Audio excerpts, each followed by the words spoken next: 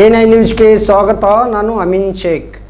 ವಿಜಯಪುರ ತಮ್ಮ ನಿವೃತ್ತಿ ಜೀವನದಲ್ಲಿಯೂ ಉತ್ತಮ ಆರೋಗ್ಯ ಕಾಪಾಡಿಕೊಂಡು ಒಳ್ಳೆಯ ಜೀವನವನ್ನ ಸಾಗಿಸಿಕೊಂಡು ಹೋಗುವಂತೆ ಇಂದು ನಿವೃತ್ತಿ ಹೊಂದಿದ ಪೊಲೀಸ್ ಸಿಬ್ಬಂದಿಗಳಿಗೆ ಜಿಲ್ಲಾ ಪೊಲೀಸ್ ವರಿಷ್ಠಾಧಿಕಾರಿಗಳಾದ ಲಕ್ಷ್ಮಣ್ ನಿಂಬರ್ಗಿ ಅವರು ಸಲಹೆ ನೀಡಿದರು.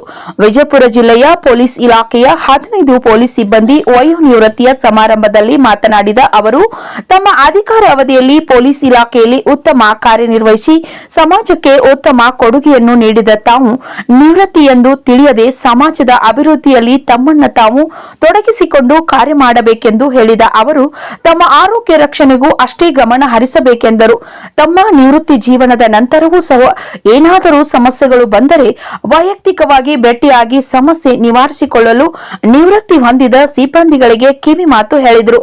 ಇಂದು ವಯೋನಿವೃತ್ತಿ ಹೊಂದಿದ ಹೋರ್ತಿ ಪೊಲೀಸ್ ಠಾಣೆಯ ಪಿಎಸ್ಐ ಎಸ್ಎಸ್ ಮಾಳೆಗಾಂವ್, ವಿಜಯಪುರ ಗ್ರಾಮೀಣ ಠಾಣೆಯ ಎಸ್ಎ ಓಪಾರ್, ಡಿಎಸ್ಪಿ ಕಚೇರಿಯ ಆರ್ಡಿ ಕೂಸೂರು, ಎಎಸ್ಐಗಳಾದ ಗಾಂಧಿ ಚೌಕ್ ಠಾಣೆಯ ಟಿಎಂ ಟಿಸೇಲಾರ್, ಸಿಕೆ ರಾಠೋಡ್, ಎಪಿಎಂಸಿ ಠಾಣೆಯ ಸಿಕೆ ದುದ್ಗಿ, ಎಸ್ಎಚ್ ರಾಠೋಡ್, ದೇವರ ಹಿಪ್ಪರಗಿ ಠಾಣೆಯ ಡಿಎಚ್ ನದಾಪ್, ತಾಳಿಕೋಟೆ ಠಾಣೆಯ ಎನ್ಎಂ ಹಿರೇಮಠ್, ಹೋರ್ತಿ ಠಾಣೆಯ ಎಂಎಸ್ ಬಿರಾದೋರ್, ತಿಕೋಟ ಠಾಣೆಯ ಎಸ್ಕೆ ಸಿಂಗೆ, ಡಿವಿಒ ಕಚೇರಿಯ ಪ್ರಥಮ ದರ್ಜೆ ಸಹಾಯಕ ಎಂಬಿ ಪಡೆಸೂರು, ಎಪಿಎಂಸಿ ಠಾಣೆಯ ಸಿಬ್ಬಂದಿ ಎಎಸ್ ಪಾಟೀಲ್ ಹಾಗೂ ಡಿಆರ್ ಘಟಕದ ಆರ್ಎಸ್ ಪ್ರಸಾದ್ ಹಾಗೂ ಎಚ್ಎಸ್ ಮುಲ್ಲಾ ಅವರುಗಳಿಗೆ ಜಿಲ್ಲೆಯ ಪೊಲೀಸ್ ವರಿಷ್ಠಾಧಿಕಾರಿಗಳಾದ ಲಕ್ಷ್ಮಣ್ ನಿಂಬರ್ಗಿ ಹಾಗೂ ಹೆಚ್ಚುವರಿ ಜಿಲ್ಲಾ ಪೊಲೀಸ್ ವರಿಷ್ಠಾಧಿಕಾರಿಗಳಾದ ಎಸ್ಕೆ ಮಾರಿಹಾಳ್ ಅವರುಗಳು ಶಾಲು ಹೊದಿಸಿ ಪುಷ್ಪ ನೆನಪಿನ ಕಾಣಿಕೆ ಹಾಗೂ ಸೇವಾ ಪ್ರಮಾಣ ಪತ್ರ ನೀಡಿ ಗೌರವಿಸಿ ಶುಭ ಹಾರೈಸಿದರು.